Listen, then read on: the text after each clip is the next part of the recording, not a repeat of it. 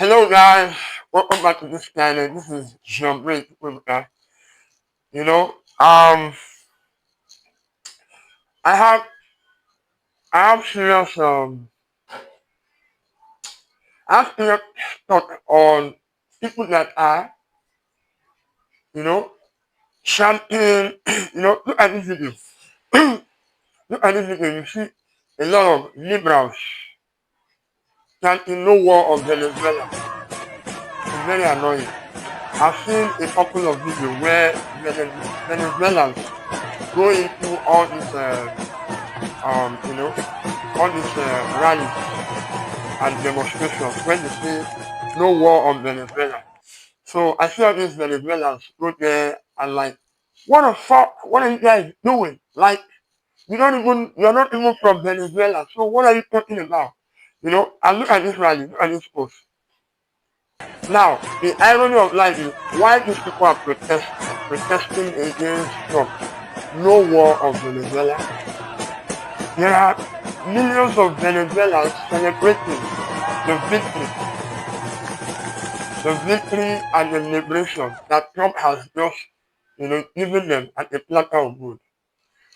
According to the statistics, 7 million exiles, that is the single most,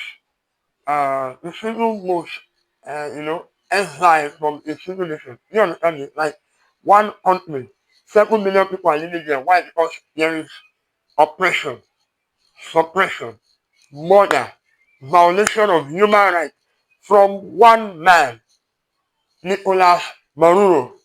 If I want to use a Venezuelan tongue. So now, Brain, why are you talking about this? I hear people like what do you call it? This guy, Shore. Oh God.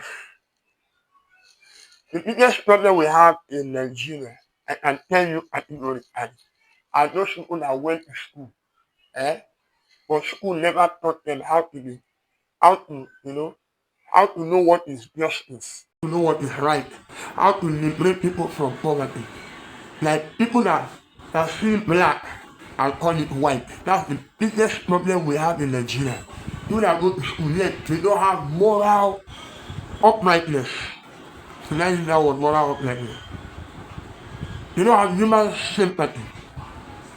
And I can tell you, see people like what do you call it? Showore.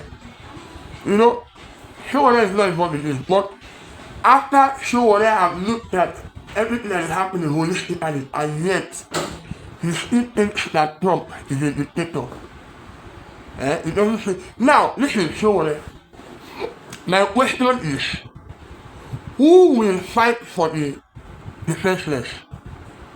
Who will fight for the oppressed? During Buhari's era, while he was oppressing people here and there, who fought for Nigeria? Do you know, listen, bread, I want to be very clear to you. Bread that we used to buy 200 naira is now sold for 1,500 naira because of APC, because of Buhari. Who fought for us? Who fought for us? A lot of things have gone up. Who fought for us? One is not really oppressing people like Maduro. Are you getting me? This Venezuelan president. But I'm saying that who fights for the defenseless? In a simple point, very clear. Who liberates us? Nnamdi Kanu is in prison for whatever reason. Who fights for him? You understand me? Operation here and there, who fight for him? Now look at what do you call it? Putin invades Ukraine. Yes, Putin has same reason or almost similar reason to invade Ukraine. Are you getting me? But the fact that Ukraine was invaded, who interferes? Like I want you guys to understand who fights for the defenseless. Who will plead the cause for those who are fatherless? And yet, Trump goes in and go and liberates millions of people that have problems, serious problems. Their human rights are being violated on daily basis because Maduro thinks that nobody can fight him. You understand me? and Trump goes and solves that problem. And you see millions of Venezuela all over celebrating. And yet, you think you are the moral judge. Listen, what we are saying is very simple. Maduro was a drug addict. Nicolás Maduro, the president of Venezuela, was a drug addict. Not just a drug addict, a drug kingpin. He was pushing drugs to different parts of the world. He had drug manufacturing companies. He is the biggest supporter or one of the supporters of Hezbollah. You know Hezbollah? Hezbollah is a terrorist organization. People that have vowed that they want to bring down Israel. For no reason. They want to remove Israel from their ancestral land. I don't know why the left have aligned themselves to terrorists. I don't know why this ideology, this wicked leftist ideology, has aligned themselves to Muslim extremists. Now, look at this.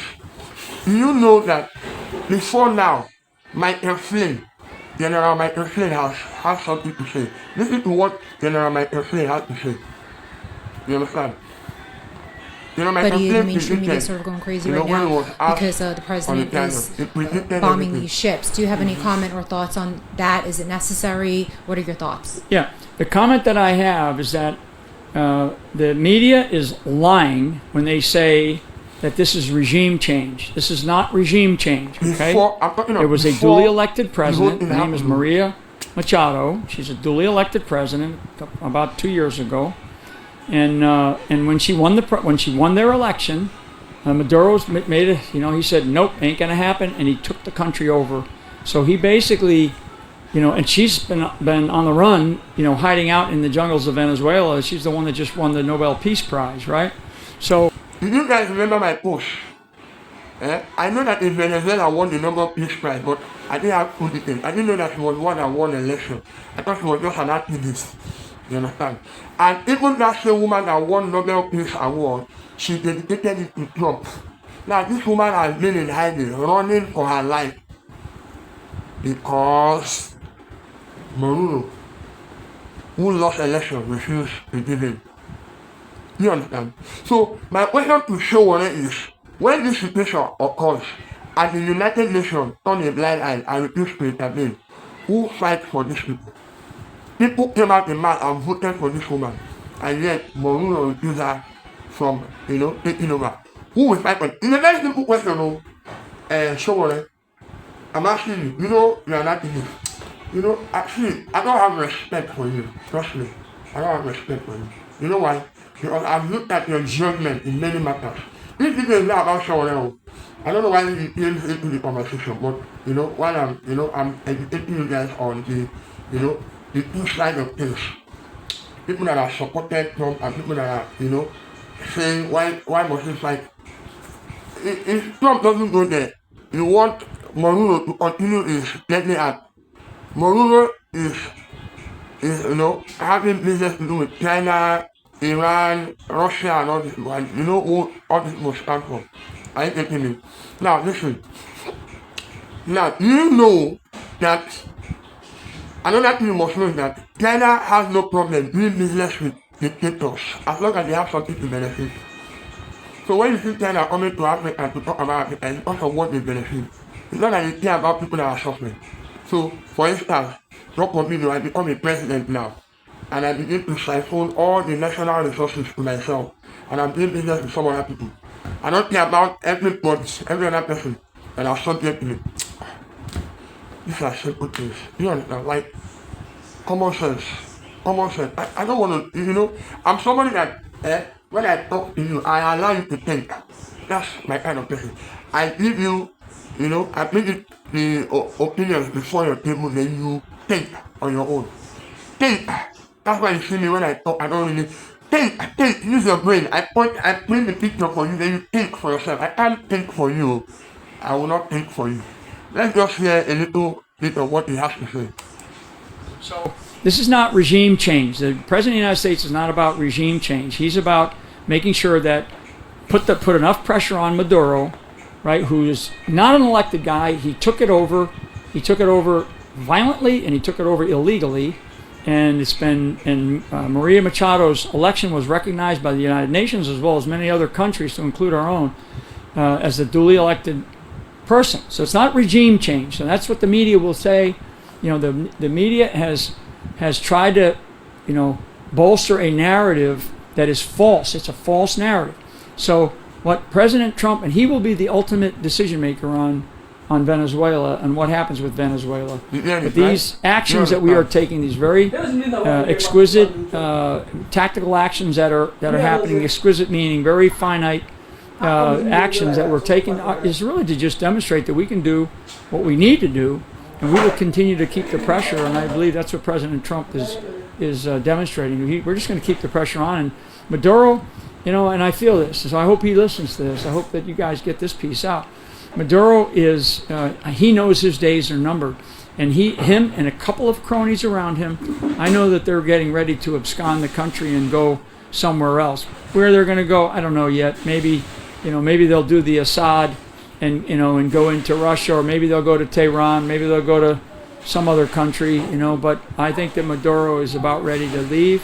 And if I were advising him, and let's say I'm an advisor on Lindell TV right now to Maduro, he needs to get the hell out of Dodge quickly.